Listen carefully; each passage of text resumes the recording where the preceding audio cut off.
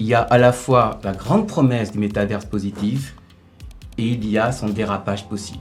Ça nous pose problème et là je comprends très bien les Français qui ne veulent pas de ça.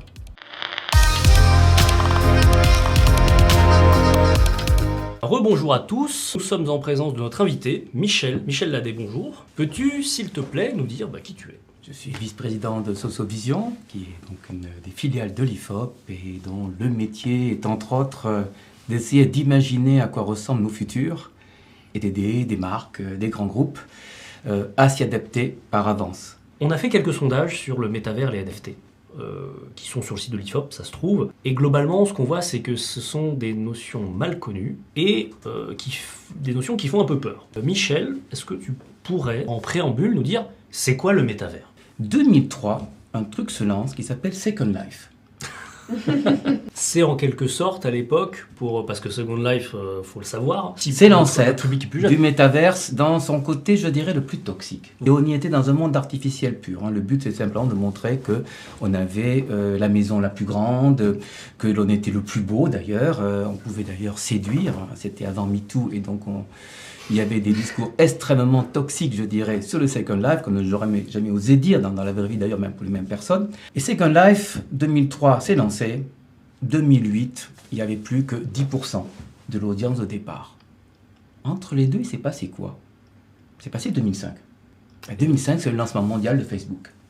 Les gens se sont dit, mais à quoi nous servent des inconnus qui ne nous connaissent pas, qu'on ne connaîtra jamais, qu'on n'aura jamais rencontrés dans la vraie vie, et qui se présentent, je dirais, sous des oripeaux de la mode, alors que grâce à Facebook, tous nos amis, toute la vraie vie, on va pouvoir monter en online le offline. Tout ce qu'on a connu, les copains d'avant autant que les autres, tout ça va se retrouver à portée d'un clic. Ma vie, mes amis, les vrais. La promesse de départ, c'était votre vraie vie. Vous allez pouvoir l'avoir en ligne, vous aurez une vie augmentée parce que ces gens ne pouvez pas voir tous les jours, vous allez continuer à vivre avec eux. C'était de l'humain augmenté. Ouais. Ça, c'était 2005. Bref, le début de Facebook était un peu comme le métaverse, avec la promesse de plus d'humains. Et c'est pour ça que Facebook a tué Second Life directement, qui était la promesse de dire l'humain c'est terrible, l'humain c'est ennuyeux, l'humain c'est fatigant, je vais directement fabriquer du digital, c'est effortless, c'est sans fatigue, c'est cool, et je vais pouvoir exister. Je rappelle ça parce qu'effectivement nous sommes aujourd'hui dans la même situation, dans laquelle nous sommes en train de regarder, de lire le projet du métaverse, et c'est à cause de l'émetteur de ce message, qui est Facebook, qui en parle le plus. Malheureusement, le Facebook d'aujourd'hui n'est pas celui de 2005. Le Facebook de 2005, qui nous aurait parlé du métaverse, en nous disant « Demain, c'est le monde dans lequel ce qu'il y a de plus humain, ce qui est le meilleur de nous-mêmes, ce qui est le plus prometteur de nous, va se retrouver, c'est là qu'on va expérimenter ça », on écouterait davantage. Aujourd'hui, ce qui nous parle, c'est davantage, effectivement, le Facebook concurrent de Second Life. Et qui fait du Second Life, je dirais, 2003, 20 ans après. Ouais. Et là, ça a un goût de moisi. Et c'est vrai que ça nous pose problème. Ça nous pose problème. Et là, je comprends très bien les Français qui ne veulent pas de ça. Oui, parce que si on vous promet juste la même chose que Facebook, encore plus toxique limite, exactement. On a bien vu les défauts des réseaux. Le projet de métaverse, je veux dire pourquoi il m'intéresse beaucoup. C'est pas tant que c'est un projet.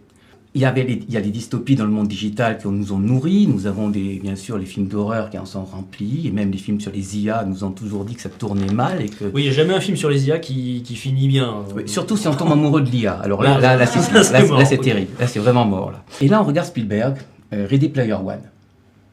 Et il y a tout pour moi. C'est pour moi la meilleure analyse que j'ai pu trouver, qui n'est pas si vieille que ça, bien sûr c'est 2 ans, ça fait déjà une éternité, mais le message, on voit quelque part le patron du marketing d'Oasis qui parle dans une publicité. Donc Oasis, le méga métaverse voilà. de Ready Player One, et donc un patron qui a un bon méchant capitaliste jusqu'au bout des dents. Exactement, mais qui est un grand communicant. Et il prend une phrase qui est répété en ligne partout, donc, et qui attire les gens. Vous venez au métaverse pour ce que vous pouvez y faire, mais vous y resterez pour ce que vous pouvez y être.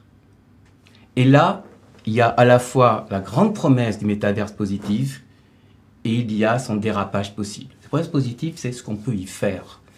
Et nous sommes à une époque dans laquelle on a un repli sur la logique identitaire des individus, c'est-à-dire où les gens cherchent à tout prix à passer un temps, une énergie, y compris une énergie politique énorme, à savoir d'où ils viennent et à se raccrocher à ce que cela veut dire, à se raccrocher aujourd'hui à définir leur identité pour montrer la différence par rapport aux autres, mais aussi en même temps se faire inclure.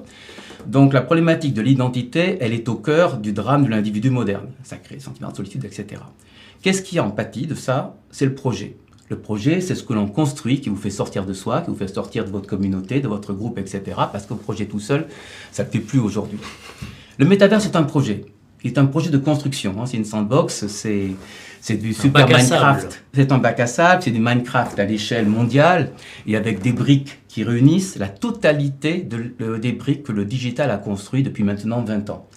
Le métavers, c'est la promesse d'unifier en une seule expérience la totalité de la transformation digitale de notre monde numérique. De tout y retrouver. À la fois les rapports à la connaissance, à la fois l'éducation, à la fois le monde marchand, mais à la fois aussi le monde des relations humaines, communautaires. Ça, c'est la grande promesse de tout y retrouver, ce qu'a fait le numérique. Mais le numérique d'aujourd'hui, il n'est pas qu'évasion. Il n'est pas simplement de construire un ailleurs. La moitié du numérique aujourd'hui, c'est faire l'aller-retour entre le réel et le virtuel. L'initiative, elle date donc de la fin du mois de janvier. C'est récent. Celle de l'année dernière était plutôt des initiatives brouillons ou qui essaient de reproduire dans le métaverse les logiques d'activation digitale de l'ancien monde. C'est-à-dire en gros d'utiliser le métaverse comme une scène publicitaire dans lequel on demandait aux gens qu'ils pouvaient acheter produits dérivés. C'est-à-dire de considérer le métaverse comme un lieu d'exposition de produits dérivés des marques, comme on fait avec les Jeux Olympiques. Ça, c'était la version 1. Le métaverse est fait pour réunir des passions. Il est fait pour être un lieu de passion et pas un lieu de pulsion. Pulsion, c'est ce qui est le plus bas. C'est l'instant réflexe, je dirais c'est Fortnite. La passion, c'est là où on a des quêtes, et de quêtes, on en a besoin. Donc, la quête, c'est entreprendre, c'est faire. Enfin, c'est faire, c'est avoir des projets. Je dis bien, nous avons aujourd'hui une société économique, une économie qui est très bien organisée pour fonctionner en mode projet. Mais nous avons un monde collectif qui ne l'est plus, qui ne sait plus travailler en mode projet. On n'en fait plus, on n'ose plus en faire. Dès qu'on en fait un, tout de suite, il y a les gens qui vous disent « mais non, vous allez au mur en faisant ça ». Le métaverse permet d'expérimenter des projets sans engager la planète et les ressources de la planète dedans, sans engager, je dirais, la dette de l'État dedans, et sans engager la vie d'une personne. Mais on peut faire des projets, et c'est un lieu, pour moi, où le projet peut vivre, et donc il nous donne, quand le projet vit, l'humain vit. Lorsqu'on est sur le repli sur ce qu'on a été, on est dans ces logiques, je dirais, d'hyper-exaltation de l'identité qui est nécessaire à certains moments, lorsque cette identité se perd, parce que les gens ont besoin d'avoir des lieux d'ancrage. Mais si on reste ancré toute sa vie, ça s'appelle du confinement dans sa tête. Et le métaverse va nous ouvrir, à condition qu'il permette cet aller-retour permanent entre la vraie vie et le métaverse, un petit peu comme cette ONG Slow Factory. J'ai regardé que la demande de participation en volontariat à cette ONG a doublé depuis l'opération NFT. Le volontariat physique. Et là, on est dans un cercle vertueux. Donc, c'était là ma conclusion sur ce que nous pensons, nous. Donc, nous allons suivre ce que les gens disent, ce que les gens veulent. Là, nous avons aussi nos convictions, mais nous allons surtout écouter à travers les Chinois, les Américains, les Français, bien sûr. Sachant que les Français, bien sûr, il n'y en a qu'un sur deux qui pense que la techno peut nous sauver. Ça ne change pas beaucoup chez les jeunes. Et depuis 20 ans, ça ne bouge pas, le chiffre d'ailleurs. Mais on a 75% des Américains qui pensent que si. Et nous avons bien sûr 80% des Chinois. Donc, c'est pas en France qu'on va trouver les gens les plus enthousiastes pour y croire. Même dans la Gen Z, 60% en France. Mais allez peut-être du côté de l'Angleterre, on peut plus voir du côté des Allemands. On y trouvera plus de chance là-dessus. Donc, raison de plus d'ailleurs d'aller dans le métaverse pour trouver des copains ou des copines de l'autre côté de l'Atlantique qui, eux, auront un peu plus d'enthousiasme pour tenter le coup. Et faire de ce métavers peut-être je vais être naïf, mais est-ce qu'on ne peut pas tenter de faire ce métavers un monde meilleur que ce qui est là, parce qu'on est limité, bridé par des choses, des limites qui ne seront plus. Moi, je pense que tenter de faire un monde meilleur, d'abord sur le papier et dans le numérique, c'est 1000 fois moins dangereux que c'est de le faire comme on essayait de le faire il y a un siècle à travers des boulades. Oui, ça finit jamais mal, jamais bien. Voilà, donc il vaut mieux faire le brouillon dans le numérique et puis on fait un reboot si ça se passe mal.